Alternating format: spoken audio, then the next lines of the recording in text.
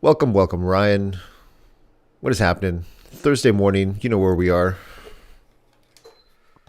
Yeah, welcome, Alain. How are you? Dude, I'm good. My kid was homesick yesterday. One of the kids was homesick.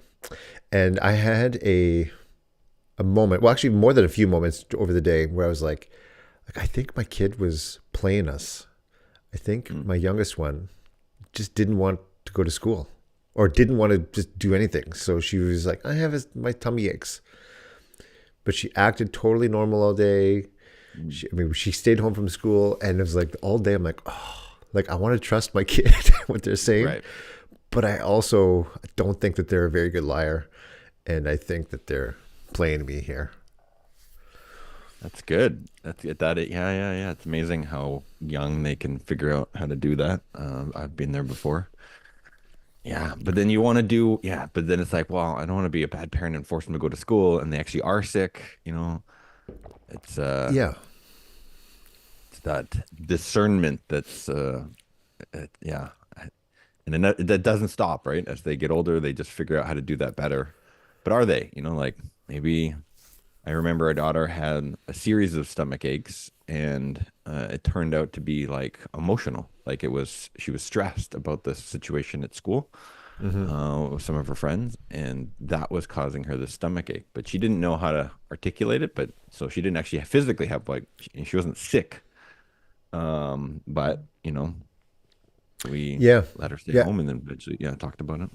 yeah. I was thinking about that too because I was like, oh, like is there something going on at school? Like, is there an event that she's nervous about? Like that's what she's like avoiding it. But yeah, I couldn't think of anything, but very interesting. But it reminded me of when I was a kid. So we grew up in a family where I guess we were kind of seen as the kind of the hippies of the group of our school. We were all into natural foods and chiropractic and holistic living and things like that. And so we were very very rarely sick. Whereas it seemed like a lot of my friends seemed to be sick a lot. Mm. And I remember at some point just griping to my parents that like we're never sick, like it was a bad thing. Oh, We're never sick, so I never get to stay home from school. Like my friends get to stay home from school and they like watch TV all day and whatever. And so my parents instituted health days where for whatever reason, if as long as the schedule worked with my parents' schedule, that we can just take a day.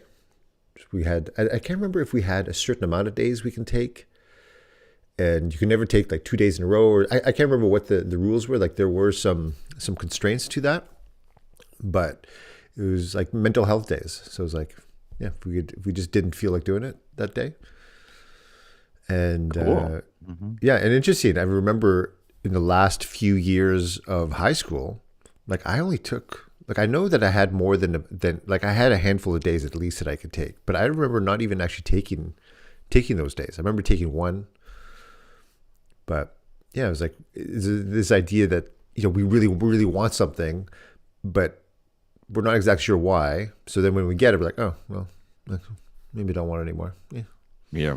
Yeah, right. Yeah, that's good from a parenting standpoint, right? To just, find a way to kind of give into it a little bit, and find maybe a constructive way to do it.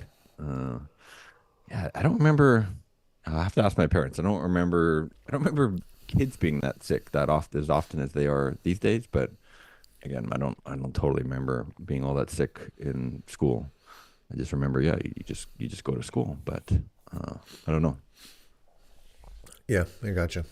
So one of the things I want to just touch on today or talk about, and so well, actually, I'll read you this thing, this one little page from the Daily Dad, which I thought was very apropos and something that I've been thinking about because of the so that we're as of recording, we are November 7th, 2024, and it's so interesting that everybody in the world, from people that I know in Australia to Portugal to the UK to here in Canada, have been fixated for a long time, but especially over the last few days on the presidential elections in the United States. And it was highly emotional for a lot of people, highly controversial for a lot of people, and very triggering for a lot of people. And quite decisively, Donald Trump, the 45th president of the United States. It's weird how I know that. Yet I don't The know. number. I don't. Yeah. Yeah. Yet I don't know the Prime Minister of Canada like three prime ministers back. I don't think. I mean, I think I do. Stephen Harper, and before that, I don't even know. There's Jean Chrétien, but I don't even like. I have no idea. But it's so interesting. Anyways, the reason I bring it up is like there's people say on my Facebook feed, on my Instagram feed, all over in the news, everyone on both sides of the issue of whether you lean right politically, whether you lean left politically, everybody thinks that this is the end of the world for some reason. And at some, last time when the Democratic candidate got into office in the United States, half of the population thought, "Oh my God, we're saved," and then half the population said, "Oh, we're doomed." And the same thing happens over and over again. And I was remembering from our guy Tony Robbins, he was talking about a lesson he learned from his original mentor, Jim Rohn. And Jim Rohn was talking to him about politics, and he said something to the effect of, like, you know what happens when a new president comes into office? He said, not much. He said, not much changes.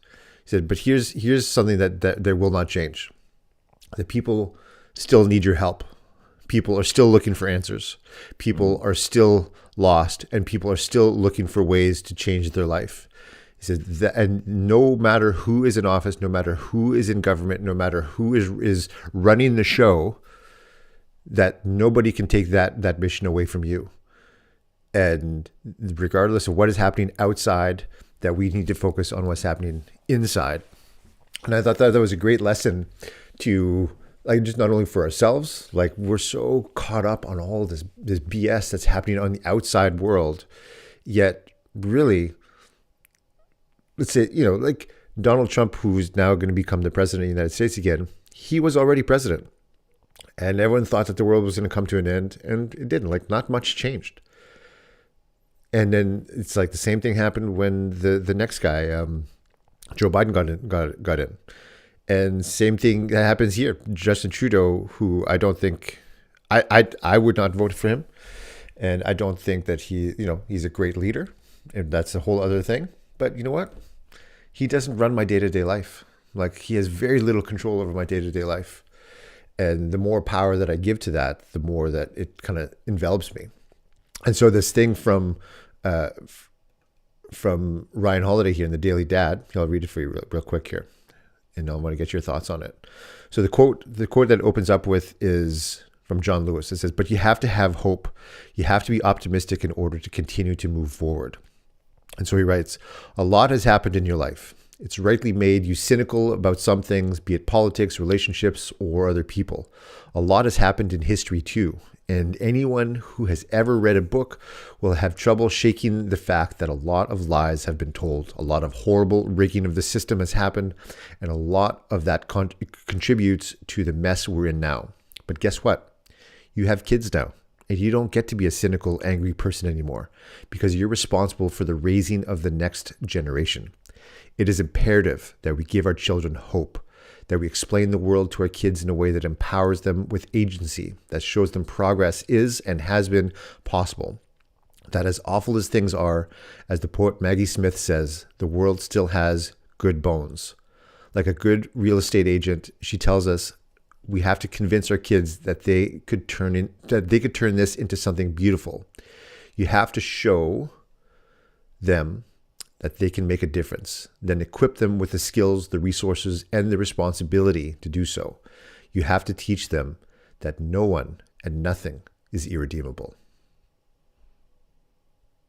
What are your thoughts on that? Good words. Well, yeah, and just to reflect on everything you said there, yeah, I feel like it's having that perspective of our own and then passing that on to our kids, where regardless of what's going on out there, like, what can we control? You know what I mean? It's that whole distinction between what can't you control, what can you control, and just ultimately, we've talked about this lots, like remembering and living in that place of being empowered and being able to empower our kids. Like it's not like saying, yeah, like, oh my goodness, we're all doomed now because this person's now in power. Like again, that's focusing on something we can't control. Like, for right now, that's not something we have the agency to make a difference about. Um, and there's so much, if we really focus on it, is what I'm hearing you also say. There's so much, that we are here to do that we can still do regardless of what happens out there. Mm-hmm. I think of this movie, as you were sharing all that, this movie, one of my favorites is Life is Beautiful. Mm-hmm. This one with, I think it's in Love that Italian. one. Yeah. I mean, for me, that's like an extreme example of a dad that's trying to give hope and optimism, and even though it's just he's in the craziest, the worst situation you could imagine, and yet he finds a way to, you know, create a different experience for his kid. So paint the picture of the story. I know the movie's 25 years old or something like that, so I think you can give some spoilers. But so if someone hasn't watched the movie, just give a quick overview of it if you Yeah, remember and it. it's a hard to find. It's not on. I've tried to watch it with our son, and it's not on any streaming thing. You can't even like rent it or buy it. Like it's hard to Really? find now.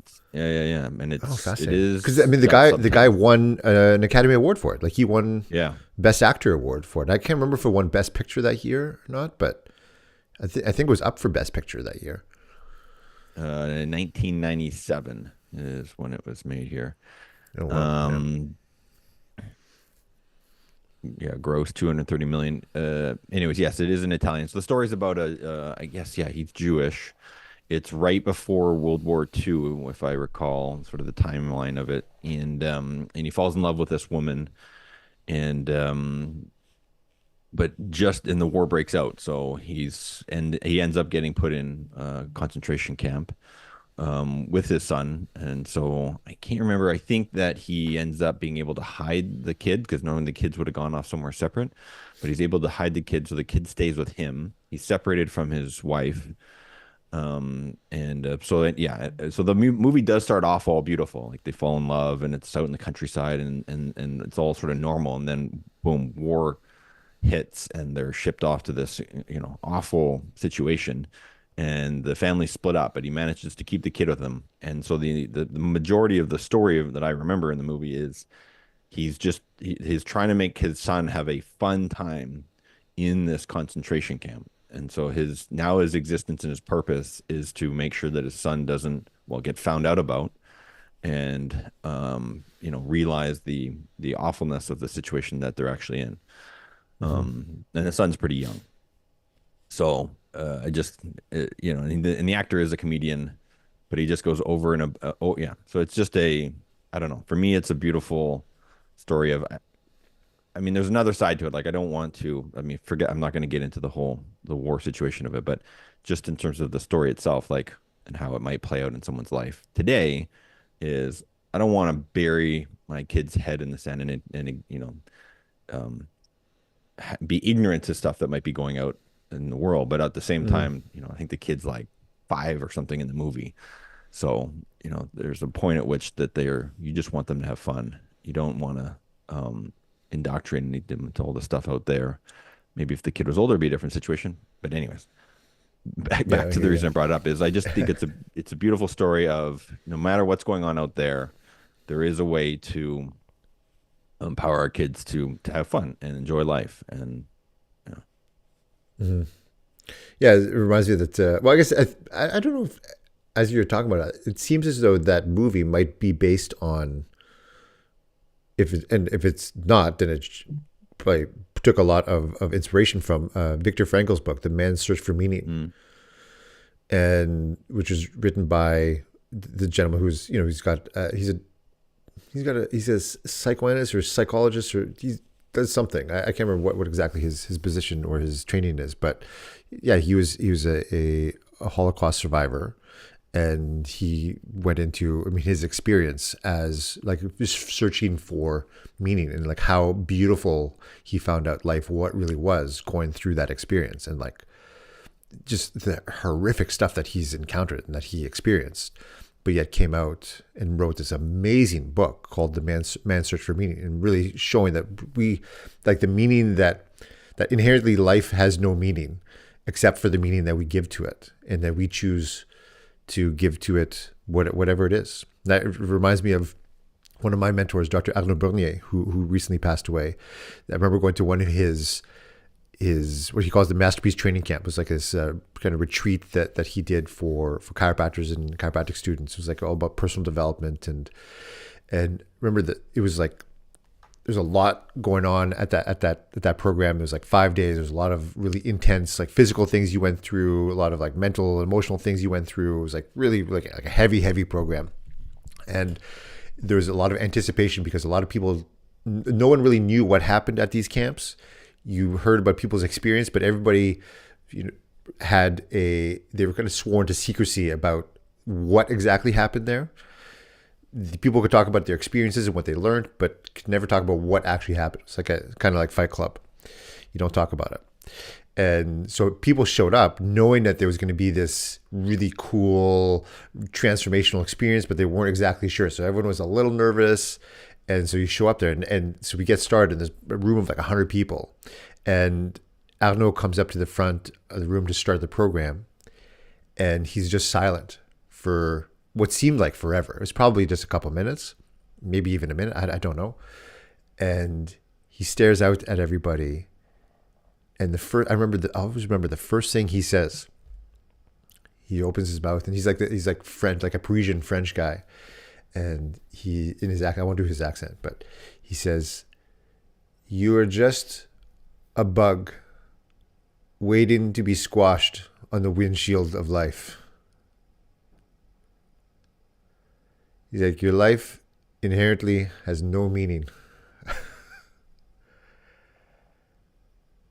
And I remember thinking, like, this is the inspirational thing I came to. Like, what? Like, now I feel like shit. I'm like, oh, this is kind of gross. But then he goes on to say, I mean, whatever meaning you have in life is the meaning that you bring to it, and that this could mean anything that you want, and so the choice is yours. And yeah, so I look at things like now what has happened with these things, with the elections and all this stuff, and it's like, yeah, the same exact thing has happened, yet people look at it and make it mean something completely different. Right.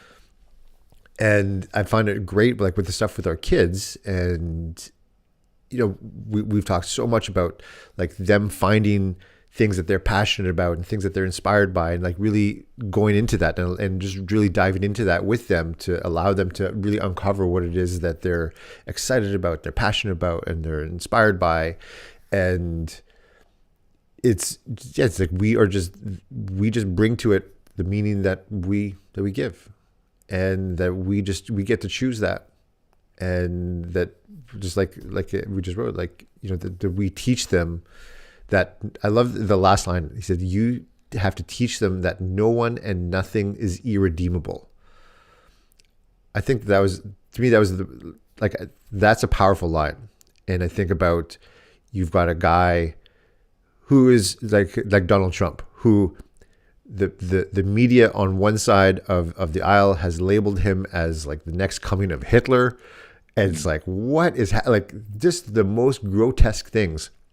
And granted, I do not believe this guy he is not, certainly not the second coming of Jesus, nor is he, I think, a great role model for my kids in many, many ways. But I also know that he's a dad, he's a grandfather, he's a human being, and that no matter who we may think another person is, like that there is good in that person. I truly believe that there is good in every single one of us, and that's what we get to teach our kids is to search for the good in other people, to search for the good in the things, and that's our responsibility as parents. I think that's like, wow, Hmm. like that makes me want to and need to like dive into my own BS and the things that I'm like, where am I resisting, where am I turning off life, and where am I turning off understanding from of somebody else because I don't necessarily see it the way that they see it, or where am I giving a meaning that is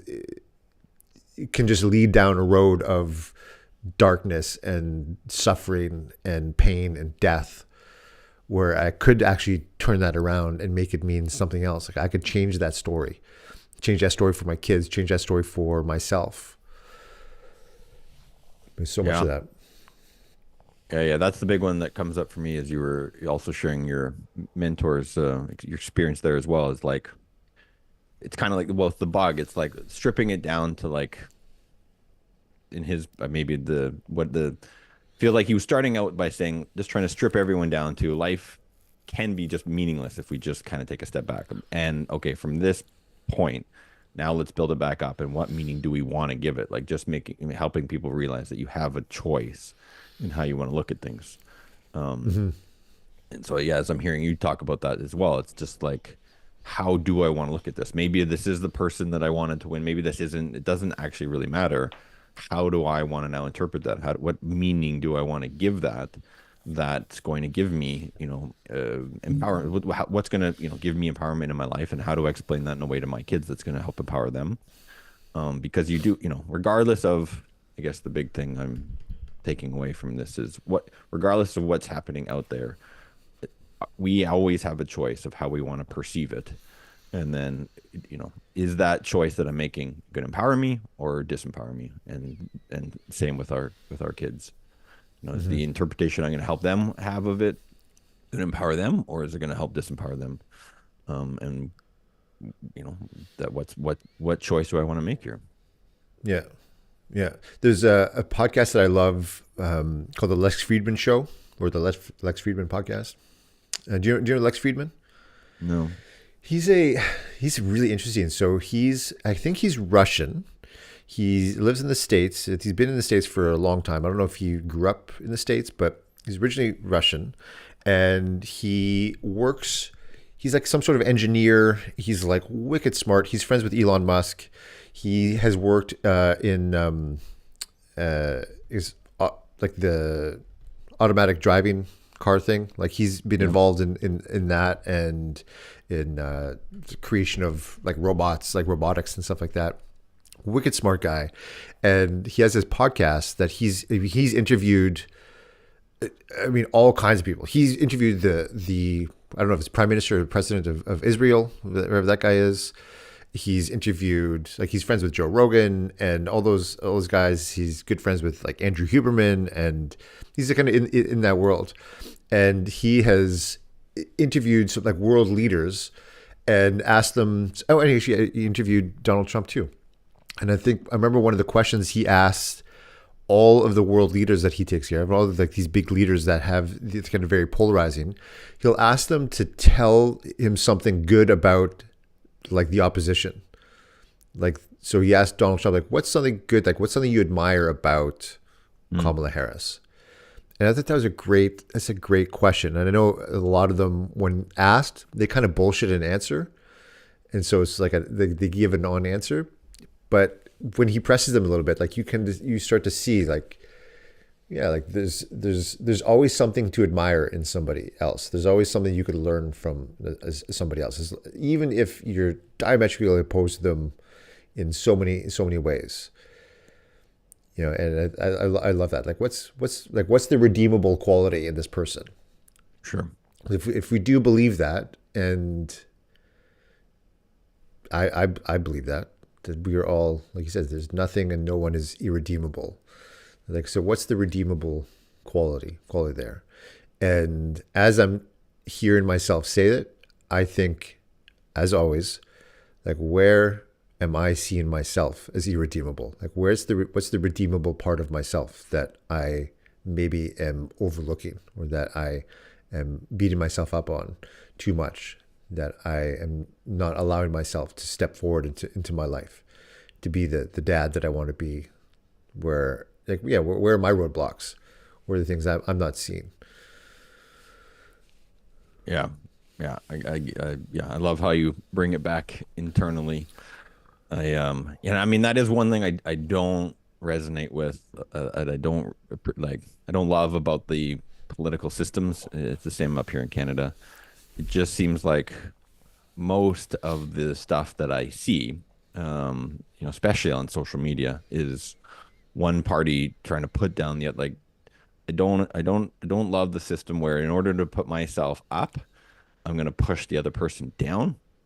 Hmm. I don't like that game. I appreciate that, I can't go and change that in the political environment at this very moment, but and so I can look at, well, is there anywhere where I'm doing that in my own life?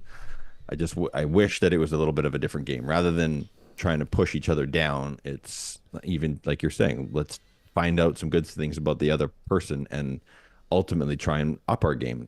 It's like if you're in a race, you're not trying to like chop the other person down the knees just so that you can win, even if you're not the fastest. Like, no, okay, if that person's good at this, whatever it is, I got to up my game. I got to be even faster and not, not make it about trying to slow them down. Just kind of have play your own game. Yeah, the crabs in a bucket analogy. Right. Right.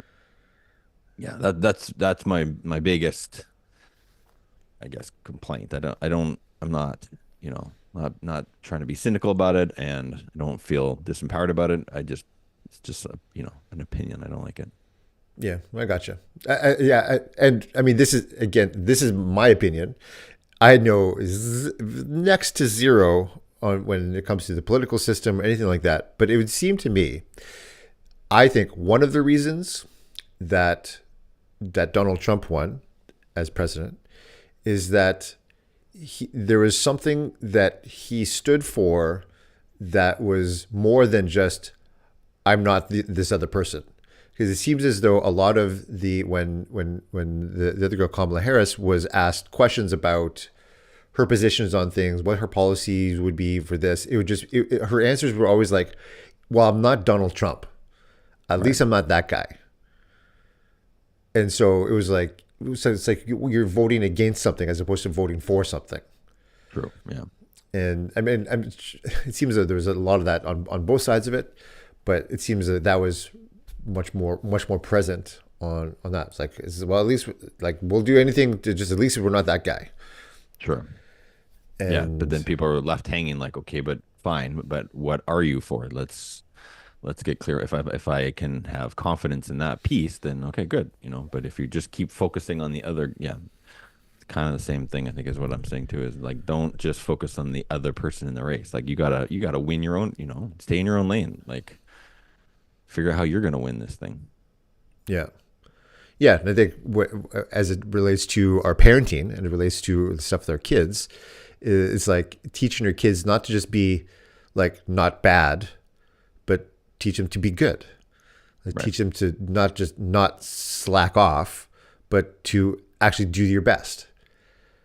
So yeah, like parenting them, teaching them to not be just to not be something, but to be something. Right. You know? Yeah. And I find that, if they have that goal or that, something that they're striving for, I mean, boy, it makes a difference for them. But yeah, if it's just about, no, don't be that, no, don't do that, no, that's wrong, don't do that, what I mean? Yeah. If that's the focus, then that's going to be tough because now it's like, well, what are we a yes for as a parent? What are we helping our kids be a yes for in life? Um, yeah, and also just that comparison game is, if we're constantly comparing, like if I just take that external example, if we're constantly comparing ourselves to somebody else, Mm-hmm. whether it's another parent, another family, another situation, then we're going to pass that on to them, right? And they're going to live up in this comparison world where someone's always faster, someone's always smarter, someone's always, and that, again, that from I think one of the themes here of our podcast is that's living outside in. You're living your life dependent on what's happening with somebody else's life versus no focus. How do we help ourselves? How do we help them focus on our own lane? What are we going after, and let's just focus on that, and let's not worry about what someone else is doing. Yeah, yeah. Like there's an analogy of I remember, I think it was Danica Patrick. I don't know, she drives Formula One, or she race car driver. Okay. Whatever. I know nothing about that world really, but I remember her talking about like when you're going around the track, if you're going like if you're going towards a wall, the thing to do to avoid hitting the wall is to actually not look at the wall. Like you have to, because you're going so fast and the forces in your body are such that like you will go where you focus, meaning like you will, like where you're looking. So if you're looking at the wall, even though you might be looking just a millimeter away from where you want to be, if you're looking at where you don't want to go, that's where your body's taking you. And so you're going to hit the wall every time.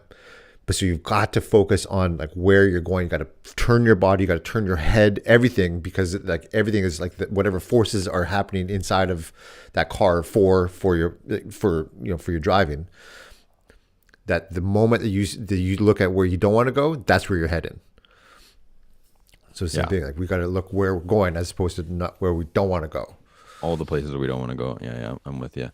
Yeah, I remember Tony sharing he used to do race car training or simulating or whatever, the same thing where there was an instructor in the car, and part of the training was the instructor would put the car into a tailspin in a corner. And so your natural instinct, you're like, oh my God, I don't want to hit the wall. And you're focused on the wall, but the instructor would actually have to grab his head and turn it to face to where to override your, instincts. And and it really shows up when you're wanting to go at speed, in life. Yeah, if you're walking around the corner, you have the time to look at the wall and look around, and it's not really a big deal. It's not going to change things. You have time to course correct and go around though. But as you start to, as life gets a little faster and more things get happening, and if you haven't trained yourself to look where you want to go, then yeah, as more things come up in life, you could always be looking at the stuff that you don't want to have happen and where you don't want to go. And the irony is, as you're saying, that will end up happening. Like if you get into the whole world of manifestation, like that which you focus on will end up happening, will end up showing up. And so if you're constantly focusing on stuff you don't want and things you don't want to have happen, and you live in that, embodiment of fear, well, guess what's going to happen? You are going to end up, it's interesting because it's going to be a feedback loop. It's like, see, I thought that was going to happen and it did.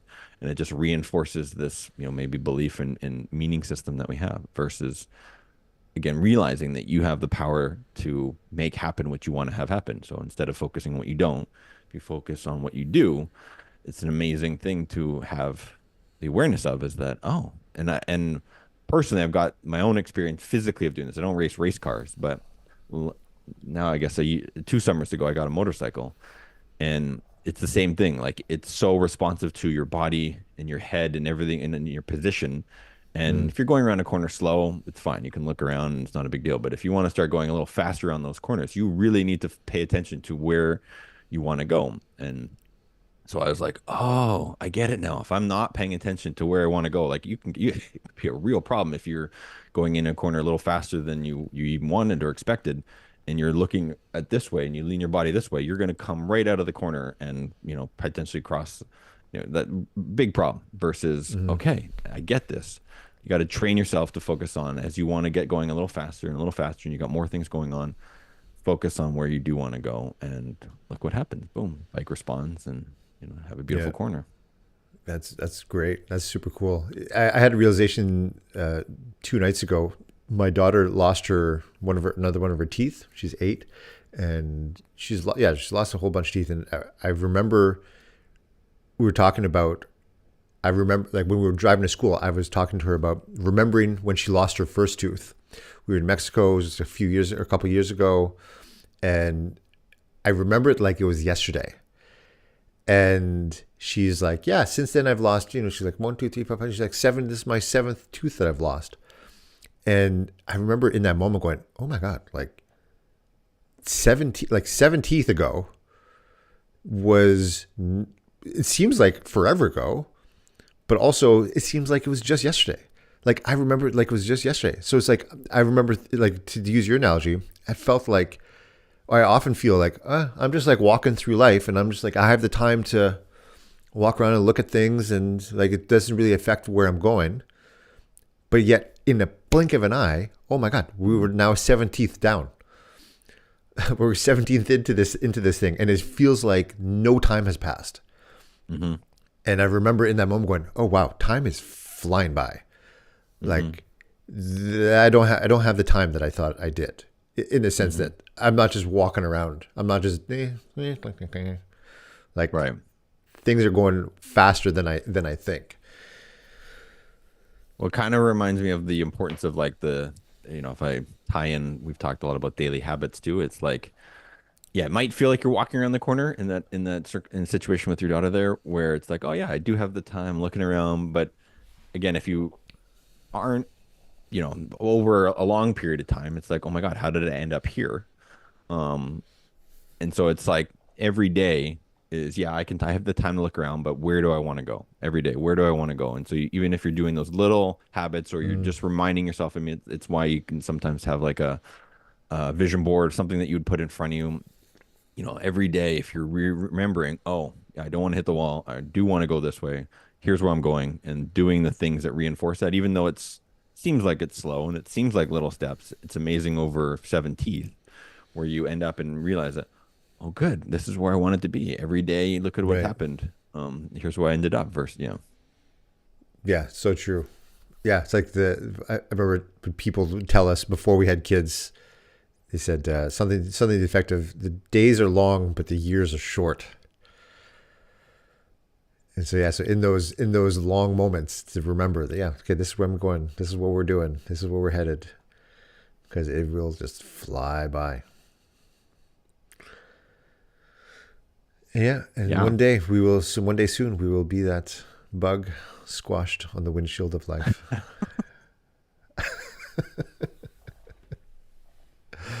True. Awesome. Yeah. All right, what you got any parting thoughts? Well, this episode's been kind of like that. Oh yeah, where do we want this to go? Where did it felt, it can feel slow in the moment, and every time we're just figuring out, okay, where do we want to go? Where are we going? And here we are, 40 minutes later, and it's like, okay, Yeah. go by quickly. Boom, it's Amen. gone. Hopefully, we've made some impact while we're here. Yeah. Well, yeah. So hug your kids. Time is marching on. Teach your kids that they're awesome. Yeah, think about where you want to go. All right, my friend. Well, have Cool. a great day. Yeah, yeah, you too, man. We'll see you next time. All right, ciao.